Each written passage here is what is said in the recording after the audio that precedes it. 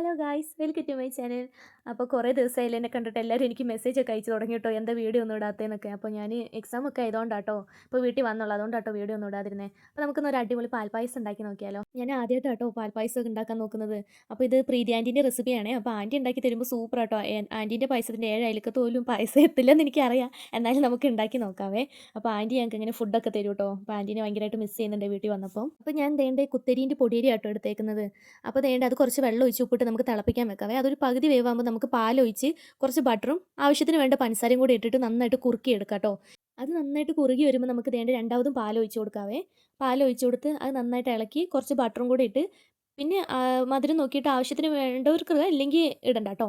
അപ്പോൾ വേണ്ട നമുക്ക് നന്നായിട്ട് അത് കുറുക്കിയെടുക്കാം കേട്ടോ. പിന്നെയും നമുക്ക് പാലും ബട്ടറും ഒന്നുകൂടെ ഒഴിച്ച് കുറുക്കിയെടുക്കാവേ. അപ്പോൾ ഞാനൊരു 3-4 വട്ടം അങ്ങനെ പാലും ബട്ടറും ഒഴിച്ച് കുറുക്കി കുറുക്കി എടുത്തിട്ടുണ്ട്. അപ്പോൾ വേണ്ട നമ്മുടെ പായസം ഫൈനൽ സ്റ്റേജിലെത്തി. അപ്പോൾ ലാസ്റ്റത്തെ പാലും കൂടെ ഒഴിച്ച് ഞാൻ വേണ്ടേ തിളപ്പിച്ച് ഒന്ന് ഓഫ് ആക്കി വെച്ചിട്ടോ. അപ്പോൾ നമ്മുടെ പായസം റെഡി ആയിട്ടുണ്ട്. അപ്പോൾ നമുക്ക് ടേസ്റ്റ് ചെയ്ത് നോക്കാവേ.